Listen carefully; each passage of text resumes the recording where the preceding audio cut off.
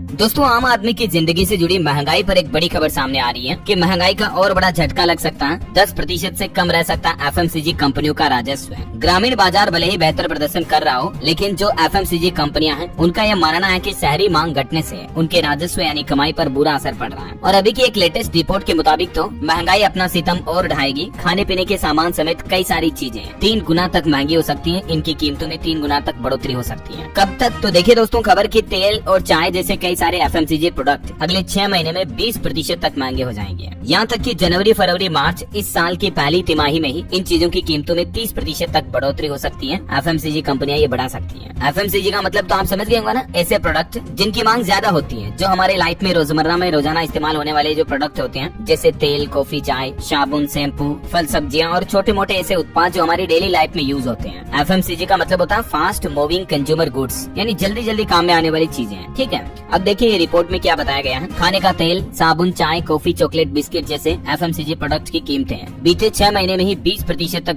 बढ़ा चुकी है कंपनियां ऑलरेडी। और अभी इस नए साल 2025 में जनवरी से मार्च के बीच इनके दाम में 30% तक की और बढ़ोतरी हो सकती है। पिछले साल 2024 के कुछ आंकड़ों को देखें दोस्तों, तो अप्रैल 2024 के बाद से लेकर अब तक पाम ऑयल, नारियल, चाय, कोकोआ, कॉफी जैसे कच्चे माल की कीमतों में 35 से 175% तक की बढ़ोतरी हुई है। और यही वजह है कि एफएमसीजी कंपनियों का कहना है कि उनका मुनाफा कम हो रहा है, क्योंकि कच्चे माल में बढ़ोतरी हो रही है। तो एफएमसीजी कंपनियों के लिए उनका जो प्रॉफिट मार्जिन है वो बड़ी चुनौती बना हुआ है। इसीलिए कंपनियां साबुन, स्नैक्स, चाय, बिस्किट, कुरकुरे सारे एफएमसीजी प्रोडक्ट की कीमतें बढ़ाने पर तुली हुई है। खाद्य तेलों की कीमतों में सबसे ज्यादा बढ़ोतरी हुई बीती 6 माही में। अगर देखा जाए पिछले 6 महीनों के दौरान, तो भारत में सफोला ब्रांड के खाद्य तेल के दाम सबसे ज्यादा 20% तक बढ़े हैं। और भी अलग अलग ब्रांड्स के खाने के तेल में 10 से 15-20% तक की बढ़ोतरी देखी गई। चाय भी सबसे ज्यादा महंगी हुई। थोक चाय की कीमतों में 33% तक की बढ़ोतरी दर्ज हुई। और बीते कुछ दिनों के दौरान ही आपको पता होगा, हिंदुस्तान यूनिलीवर, गोदरेज समेत कई सारी कंपनियों ने 10% तक साबुन, शैम्पू वगैरह की कीमतें भी बढ़ाई थी। अब ऐसे में सबसे बड़ा सवाल ये है दोस्तों कि आम लोगों की कमाई इतनी तेजी से नहीं बढ़ रही है जितनी तेजी से महंगाई बढ़ रही है। जैसे अभी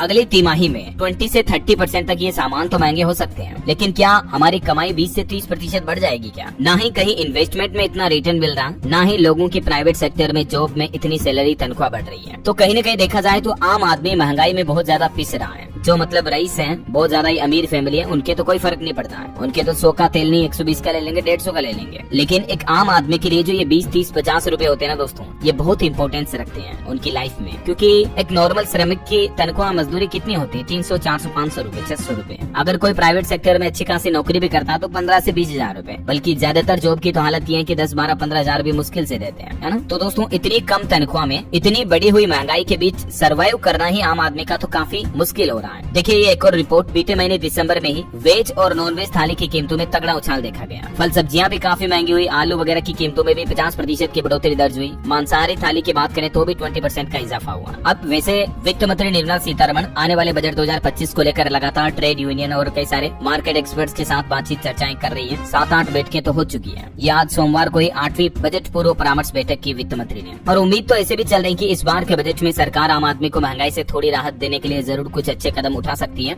लेकिन मेरी भी सरकार से यही मांग है, आप सब लोगों की तरफ से भी, कि चाहे सरकार कुछ भी करे या ना करे, आम आदमी को महंगाई से राहत देने का काम जरूर करे। समझ रहे हो? मतलब एक सेकंड के लिए सोचो, आप देश का development, roadways, metro, train, railway का विकास, विस्तार, ये सब बाद में है। सबसे पहले ये जरूरी है कि आम आदमी का पेट भर सके कम से कम 2 टाइम का, है ना? तो महंगाई सबसे पहले कम होनी चाहिए। चाहे कोई नई सरकारी योजना लाई जाए, चाहे लोगों को लोन वगैरह सस्ते में दिए जाए, चाहे डेली रोजमर्रा की चीजों पर सरकार कुछ सब्सिडी शुरू करे, डिस्काउंट दे। जैसे अभी एलपीजी गैस सिलेंडर वगैरह पर पुराने टाइम पे सब्सिडी मिलती थी, वैसे आम आदमी के लिए मैं तो कहता हूँ, देखो चावल, आटा, दाल, तेल, शक्कर, जो किचन के खाने पीने के बेसिक सामान सर्वाइव करने के जो है ना, उन पर सरकार को सब्सिडी देनी चाहिए, ताकि कम से कम आम आदमी इन चीजों की महंगाई से ना पिसे, है ना? देश का डेवलपमेंट, लोगों का विकास, ये सब बात की बात है। तो मेरी तो ये महंगाई को लेकर जो रिपोर्ट आई, इस पर पर्सनल ओपिनियन मैंने आपको बता दी। और मैं हर बार डीएलएस न्यूज चैनल के माध्यम से सरकार तक अपनी आवाज भी पहुंचाता रहूंगा। आप सबके भी कोई भी मांग है तो बताइए मुझे नीचे कमेंट करके, मैं जरूर उस मांग को वीडियो में बनाकर सरकार तक, सरकार के कानून तक उस आपकी मांग को, डिमांड को पहुंचाने की जरूर कोशिश करूंगा। क्योंकि दोस्त, सब्सक्राइब कर लीजिए, बेल आइकन दबा दीजिए, और बाकी इस वीडियो पर एक लाइक और शेयर जरूर कर देना। और भी आपके मन में किसी तरह का कोई सवाल है तो बेझिझक कमेंट करके पूछेगा। बाकी ख्याल रखना अपने आप का, अपने परिवार का। मिलेंगे अगले नेक्स्ट अपडेट।